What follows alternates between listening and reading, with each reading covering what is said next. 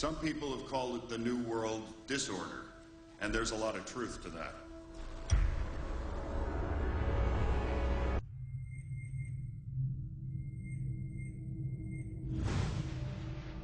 University and institutional chairs. I mean, we're talking a new world order at Georgetown.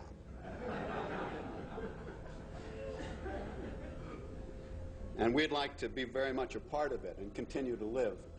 This is a world that is likely to be dominated in the near future, and perhaps longer, by the Gulf War and the New World Order, which is the buzzword of the moment. So the secret of a New World Order, and at this point it's just a slogan, but it does have some historical background in terms that orders have succeeded each other over time. The secret of this is to learn how to use coalitions. We are effective in the United Nations. People within government. George Bush has invoked a new world order without enunciating a new American purpose. The president has still failed to articulate clear goals for our nation's foreign policy in this new age. I find the term New World Order very revolting, and just not only historically but politically today. I think Harding is absolutely right, and the actions of the administration just after enunciation of the New World Order put the lie to the fact there is any real substance behind what they say as New World Order. The first act of the New World Order was A, to make war, and then B, was to sell arms all over again. Is there a New World Order? We know certainly that George Bush has copyrighted the term at this point. In the aftermath of this war, though, is it an empty vessel into which something will be poured? Is it the appropriate term to use? Is it going to be a New World Order, or will disorder be just as significant in this process as we look ahead? Let's start with Madeline. I think that we have, in fact, kind of had this term thrown at us, and many of us have not liked it, partially because of the previous historical connotation, and partially because I think it doesn't really deal with the way the world ought to be or is at the moment. But we are far from seeing a world order, and I'm not sure that it is in best U.S. interest to have a new world order in which we are the policeman. While many began to become critical of this order, the term began to evaporate into the background. We are very, very skeptical of an international order if we are not sure how the rules will be made, because thus far the international order has been made with rules that we had no input into and that affect us, and even when on the few occasions when the rules will seem to favor us, then they get changed. A unipolar world, a world of one superpower, may be quite dangerous for us. The New World Order under the United Nations would mean, among other things, an end to our God-given rights given us and secured by the Constitution.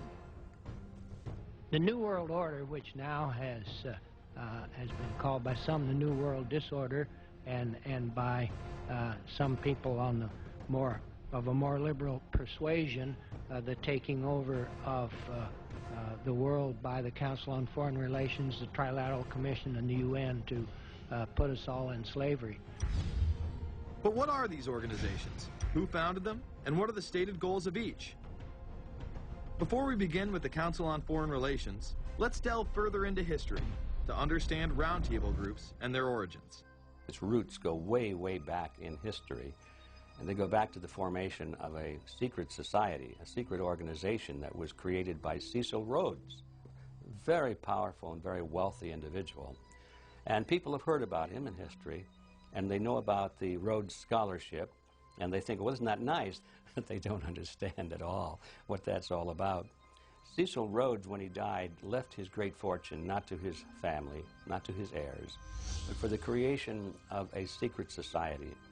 And we know about this because there were some people very intimately involved with this organization who wrote about it. One of the best authors on this topic is Professor Carroll Quigley. He wrote several books, and Tragedy and Hope is the best known of his. He described in detail the secret organization created by Cecil Rhodes, and he explains in these books he knows about them because he was invited by the organization into its inner circle. He was never a member of it, but he was invited in as their historian. And he was allowed to see their secret records and papers and study them for several years. And he knew all the important players, and he understood what it was about, and so he wrote these books. It's an amazing thing because he laid out in great detail what the purpose of the organization was and how they were the major players in all of the big international events since and including World War I. The bottom line is that you take the roots of that organization and you find out that they created in all of the British dependencies what they call roundtable groups. And then around those little roundtable groups, they created front groups. And the purpose of these front groups and roundtable groups was to penetrate into the governments of all of these different countries, to penetrate into the media centers, to penetrate into the educational systems. In other words, to penetrate into the social fabric, the power centers of society, and literally take them over from the inside without anybody being aware that they were controlling influence. After World War I, the International League of Nations arose as a precursor to the United Nations in 1919, under what seemed to be the vision of President Woodrow Wilson and his 14 points. The League of Nations was the first attempt at the New World Order, the first attempt at a global government based on the model of collectivism. And it was the brainchild of the elitists, the ancestors of the very people who are still working on this project. They're collectivists, the very wealthy people. They're the ones in this country who dominated the powerful tax-exempt foundations, like the Carnegie Endowment Fund for International Peace, the Rockefeller Funds, the Ford Foundation, and groups like that. These people were on record, even way back then, that they had to have a new world government, and they dreamed of that being embodied in the League of Nations. And they were solidly behind it. And that was one of the reasons those people encouraged the United States into World War I, was because of the crisis of World War I, and that would also condition Americans to thinking of making big changes in their system, because we certainly don't want another war like that, do we? There's that fear angle again. And they thought, well, by being in World War I, then we would be a major participant at the table to carve up the world and create a new world government. And that was to be the League of Nations. Well, what happened to it is that the American people didn't really go for it. Wilson was aware of the elite and their control over society. In his book, The New Freedom, published in 1913, he discussed such a group. Since I entered politics, I have chiefly had men's views confided to me privately. Some of the biggest men in the United States, in the field of commerce and manufacture, are afraid of something. They know that there is a power somewhere so organized, so subtle, so watchful, so interlocked, so complete, so pervasive, that they better not speak above their breath when they speak in condemnation of it. Ultimately, this insight did not spare him from becoming yet another puppet of the global elite. You're watching Invisible Empire, A New World Order Defined. I'm Alex Jones, the producer of this film. I have produced 5 of the top 10 films in internet history, whether it's Loose Change Final Cut, Endgame, The Obama Deception, or Fall of the Republic. Yes, we've made informative, well-documented films, but the real credit for the success of these documentaries lies with you, the viewers. My friends, Invisible Empire is so important for people that need a crash course in the history of the ruling class and what this establishment is setting up. Please support the filmmakers so we can make future documentaries. Visit Infowars.com. Purchase the high-quality hard case DVD that has over 30 minutes of expanded extras.